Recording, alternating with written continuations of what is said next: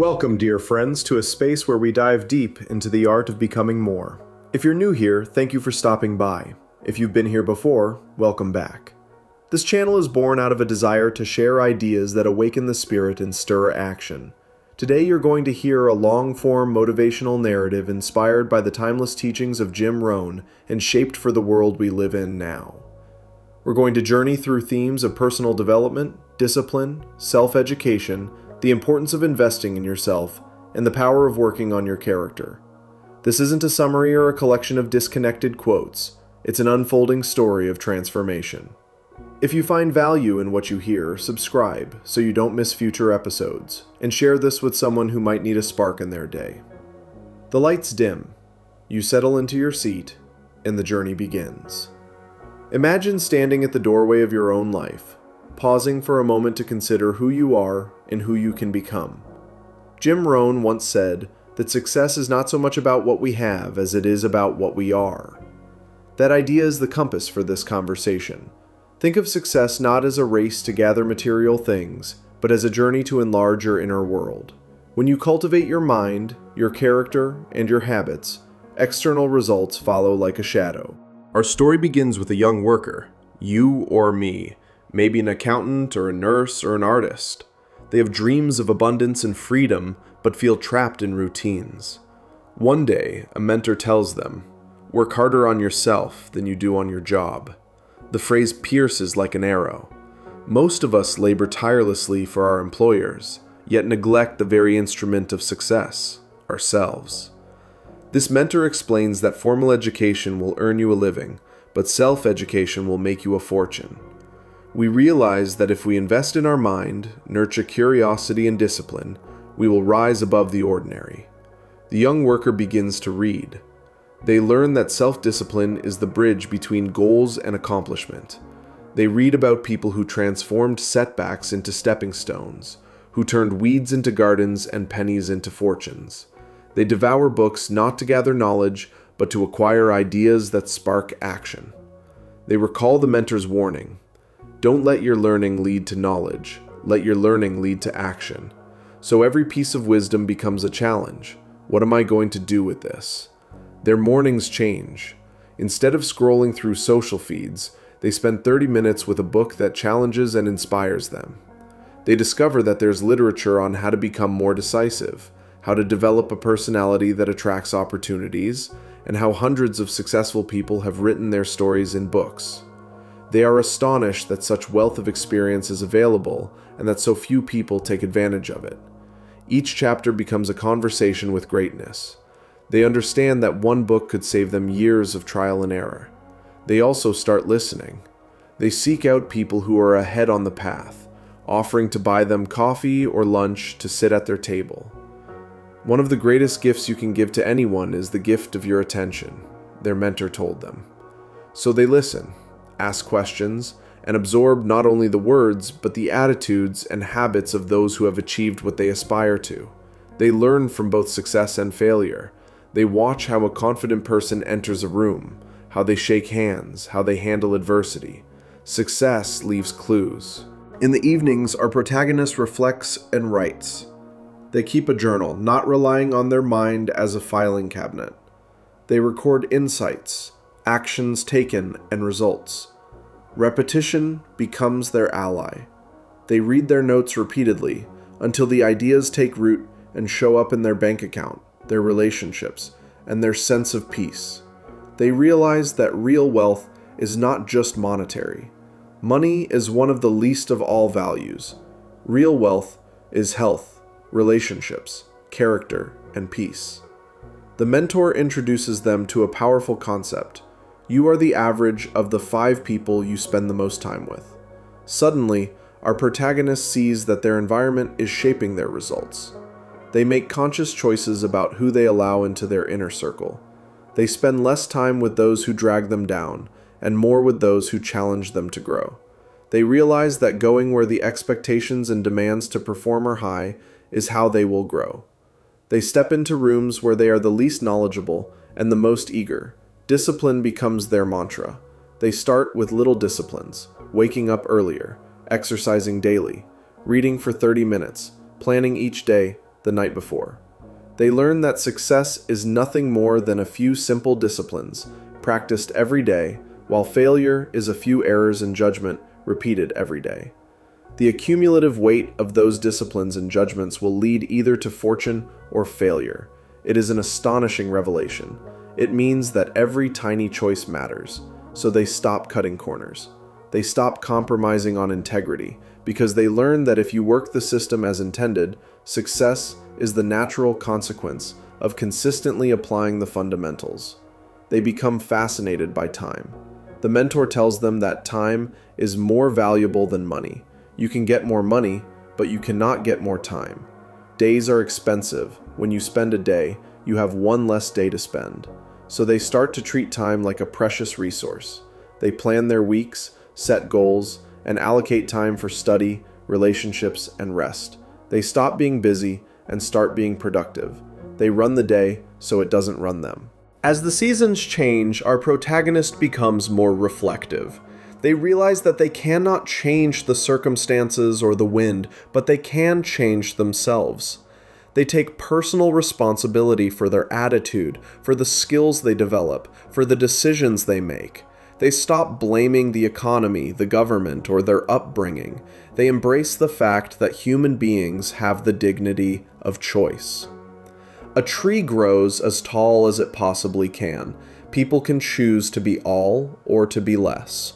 Why not stretch to the full measure of the challenge and see what you can do? There are moments of doubt. There are evenings when the quiet voice of discouragement whispers, "Who are you to dream so big?" On those nights, our protagonist recalls a line from their mentor. We must all suffer one of two things, the pain of discipline or the pain of regret.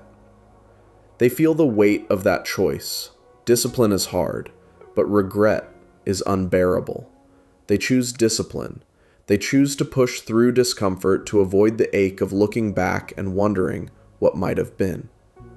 In conversation with friends, our protagonist shares what they are learning. They encourage others to build libraries instead of spending on entertainment. Successful people have libraries. The rest have big screen TVs. Some laugh, but a few listen. Those few begin to read, and their lives begin to change. Our protagonist observes how giving becomes receiving. When they share knowledge, encourage others, and give value, opportunities return to them in unexpected ways.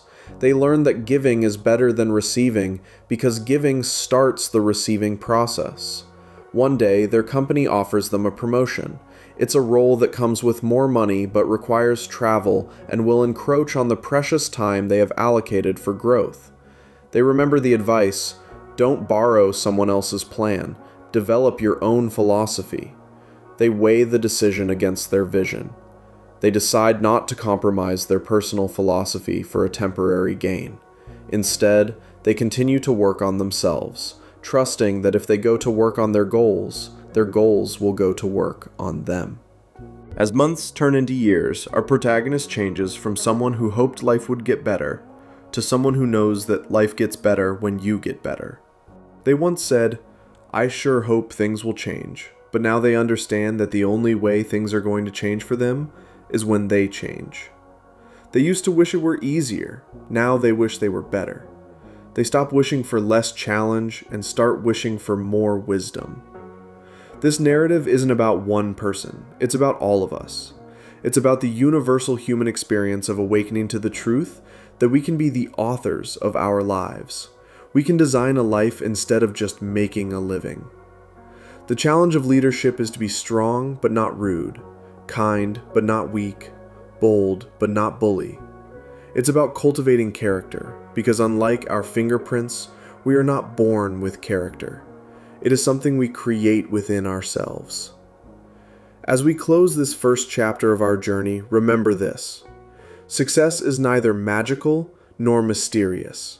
It is the natural consequence of consistently applying the basic fundamentals.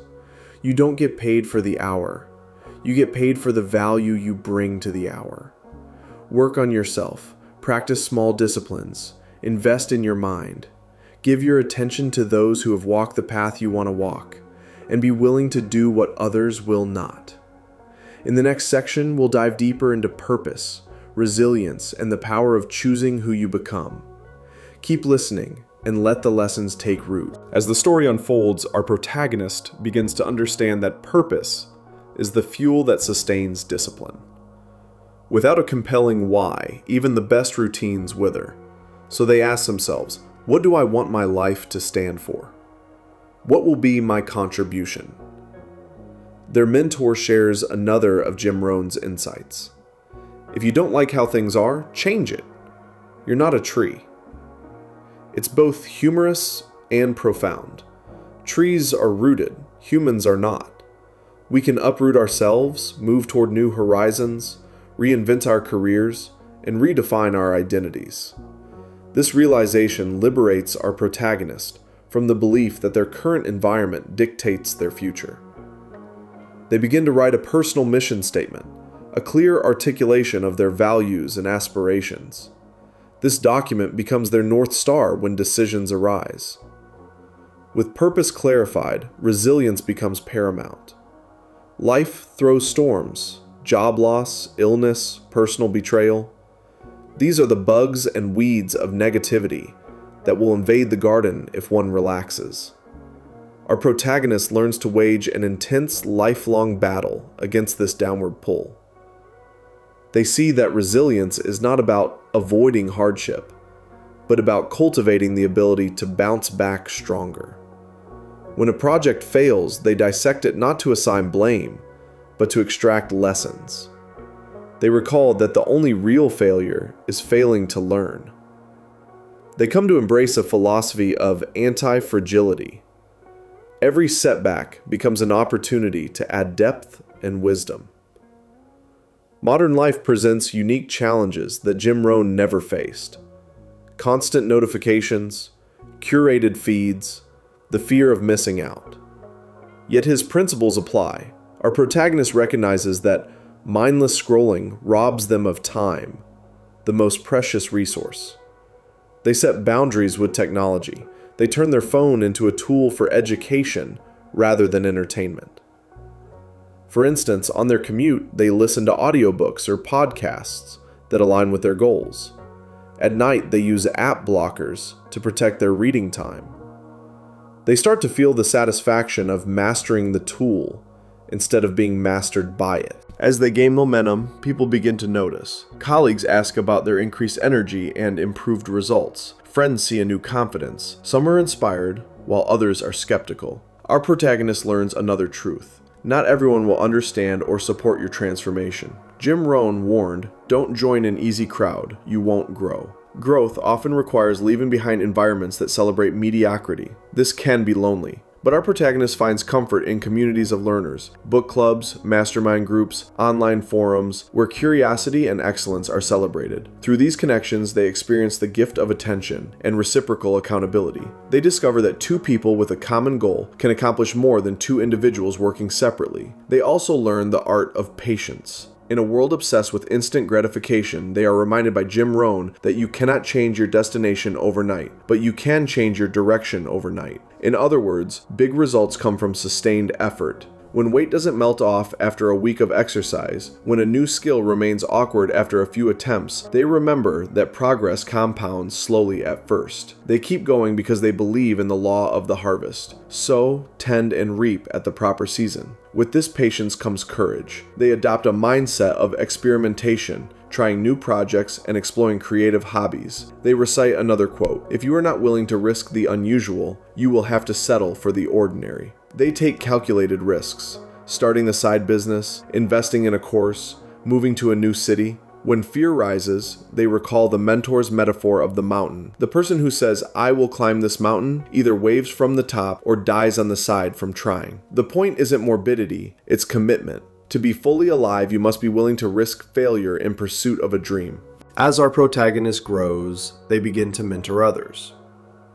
Jim Rohn taught that one of the major reasons for setting a goal is for what it makes of you to accomplish it. In reaching their own goals, they have become compassionate, disciplined, patient, and wise. They find joy in helping others develop those qualities. They teach a younger colleague the power of reading and journaling. They encourage a friend to design a life rather than simply making a living. And they remind their sibling that the greatest gift they can give someone is their own personal development. Their life becomes a testament to the idea that when you change yourself, you naturally uplift those around you. One day, while writing in their journal, they revisit the idea that every life form seems to strive to its maximum except human beings. Trees and animals push to the limit of their genetic potential. Humans, endowed with choice, often settle far below their capabilities. Our protagonist sees two potential selves, one who settles into a comfortable routine, and another who continuously stretches, explores, and contributes. The difference is choice. They choose growth. They choose to see frustration as fascination, to view problems as puzzles that unlock new skills. They begin to love the process of becoming more. The taste of growth becomes sweeter than the comfort of stagnation. This mindset spills into their relationships. They no longer seek to change others. Instead, they model change. They aim to be a good objective of leadership, helping those who are doing poorly to do well, and those who are doing well to do even better. When conflict arises, they practice being strong but not rude, kind but not weak, bold but not a bully, thoughtful but not lazy, humble but not timid, proud but not arrogant, humorous but without folly. They realize that true influence comes from character, not position. As the narrative continues, our protagonist is confronted with a moral dilemma at work. They discover irregularities in the company's finances. Reporting them could mean losing their job. Ignoring them would compromise their integrity. They remember the caution: don't try to beat the system. Cutting corners may seem expedient, but it leads to a cheap life. They choose to do what is right, even though it costs them their position. It's painful, but their conscience is clear. They soon find that integrity attracts opportunities. Within months, they are offered a better role at a company known for ethical leadership. The lesson is clear. Character is like a magnet. It draws quality opportunities and repels toxic ones. Another turning point arrives when a family member becomes ill. The weight of responsibility shifts priorities. Suddenly, success metrics like income and achievements seem less significant. They recall that happiness is not something you postpone for the future. It is something you design for the present. This means creating a life where relationships, health, and meaningful experiences are integrated, not sacrificed for some distant goal. They learn to balance ambition with presence. They are reminded that days are expensive. Spending them only on work is a poor investment if it comes at the cost of love and memory making. In caring for their loved one, they rediscover the power of gratitude. They see how simply sitting together, sharing stories and laughter, nourishes the soul. They realize that personal development isn't selfish. By becoming stronger, kinder, and more present, they can serve better. Giving, indeed, starts the receiving process. When they offer compassion, they receive love. When they offer time, they receive meaning. Jim Rohn's quote, "The greatest gift you can give somebody is your own personal development," comes alive in these moments.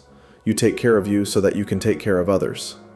As their life matures, they look back at their younger self with gratitude for daring to change. They realize that the decisions that seemed small, reading 30 minutes, buying a mentor dinner, writing in a journal, set them on a trajectory very different from where they would have been otherwise. Small disciplines practiced daily created a future filled with options, freedom, and peace. They see friends who ignored these principles stuck in unfulfilling jobs, weighed down by regret.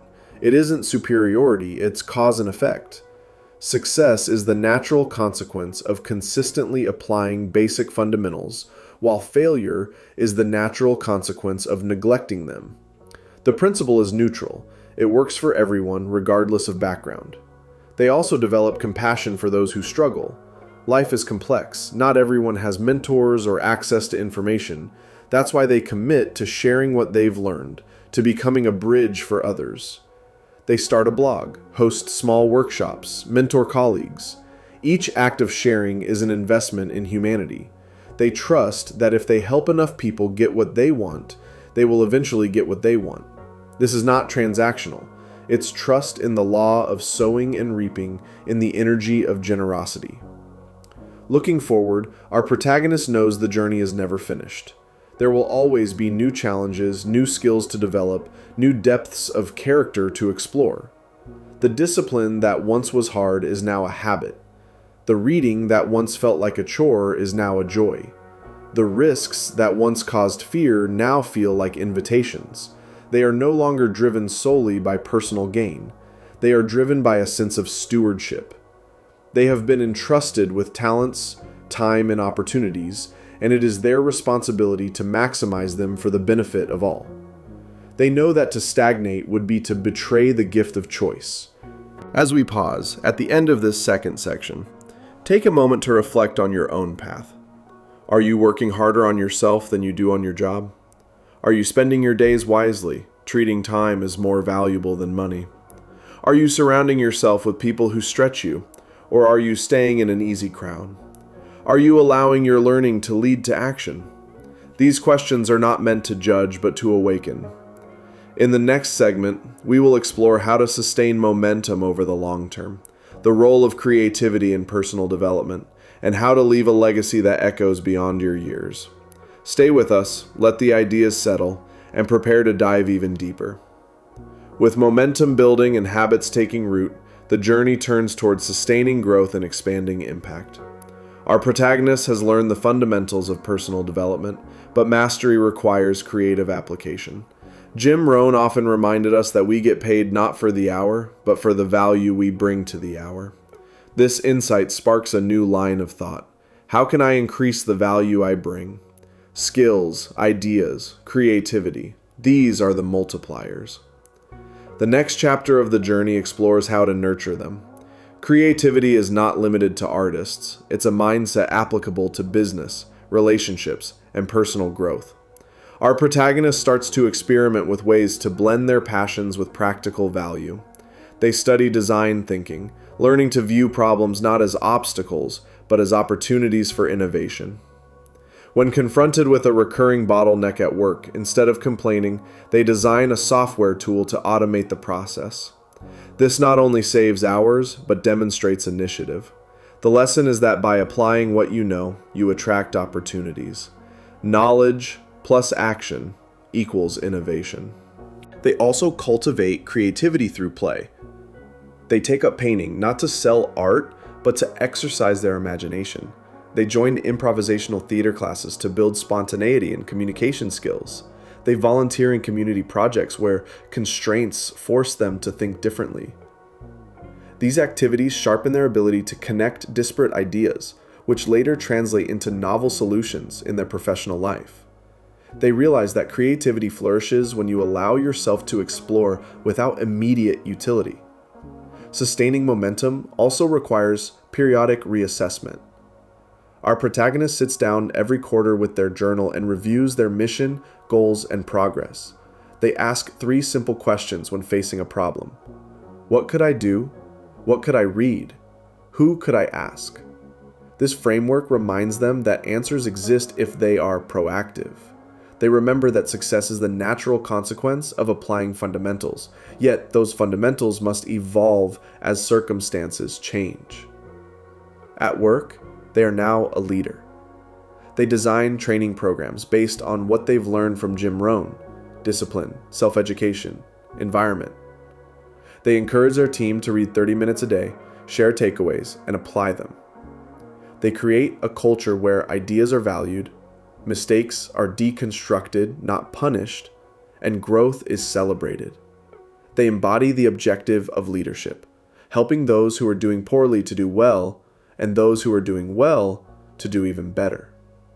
Their team's productivity and morale soar, not because of top-down pressure, but because everyone feels invested in their own development. Personal life also continues to flourish. The discipline of investing time with family and friends deepens those relationships. Shared experiences become the currency of joy. They plan adventures from simple hikes to traveling to new countries, believing that life is not just the passing of time, but the collection of experiences and their intensity. Each adventure enriches their perspective. A trip to a developing country, for instance, teaches them gratitude and highlights global inequalities. They return home with a renewed commitment to use their skills to make a difference. Legacy becomes the final theme. Our protagonist begins to think about how their actions will reverberate beyond their lifetime. Legacy isn't about monuments or fame. It's about the lives you touch and the principles you leave behind. They remember the quote, "Start from wherever you are and with whatever you've got." Not everyone starts with wealth or privilege, but everyone can cultivate discipline, kindness, and creativity. So they establish scholarships to support the education of underprivileged students. They mentor young entrepreneurs and their community. They support sustainable environmental initiatives, recognizing that success includes stewardship of the planet. They also document their journey. They write a book and publish blog posts to share the practical steps that helped them. They include their mistakes and failures because transparency breeds trust. They host seminars and webinars, adapting Jim Rohn's timeless ideas to the context of the digital age. They emphasize how to harness technology without being overwhelmed, how to cultivate deep work in a distracted world, and how to maintain mental health amid information overload. As they share, they continue to grow. Teaching forces them to clarify their own thinking. It holds them accountable to live what they preach. They discover that the more they give, the more they receive, not only in opportunities but in fulfillment. The process of watching others transform becomes a source of profound joy. They witness a coworker go back to school, a friend launch a nonprofit, a family member overcome addiction. They see the ripple effect of personal development. It dawns on them that perhaps this is the true meaning of wealth, contributing to the flourishing of others. Through it all, they never lose sight of the basics. Read, listen, observe, act. The quotes that guided them in the beginning remain relevant decades later. Discipline is the bridge between goals and accomplishment, still motivates them on days when enthusiasm wanes. Time is more valuable than money continues to guide their choices. You don't get paid for the hour, you get paid for the value you bring to the hour, reminds them to prioritize quality over quantity. If you go to work on your plan will go to work on you, encourages them when the path seems unclear. These principles are like anchors that hold them steady amid change. The story culminates not with a single triumphant moment, but with a life of ongoing growth, contribution, and joy. The protagonist understands that personal development is not a destination, it's a lifestyle. It's a daily commitment to becoming more so that you can give more. It's the recognition that every decision, no matter how small, compounds into the life you lead. It's the willingness to be different from the crowd, to embrace discipline, to learn continuously, and to act on what you learn. As this narrative draws to a close, turn the lens inward. Ask yourself, what will my legacy be? How can I start from wherever I am, with whatever I have, and create a life of growth and contribution? The journey is yours to design. You have the dignity of choice. You can choose to be all you can be, or to be less. You can design your life, or fall into someone else's plan. Today is as good a day as any to decide. Days are expensive. Don't waste them. Invest them in becoming more. Thank you for staying with this story. If it inspired you, remember to subscribe so you don't miss future narratives. Share this with someone who might need encouragement. Most importantly, take action. Don't let your learning lead only to knowledge, let it lead to action. Read something challenging today. Reach out to someone who can teach you something. Give the gift of your attention. Work harder on yourself than you do on your job. Keep going when it's hard. Design your life. And know that by becoming more, you open the door for others to do the same.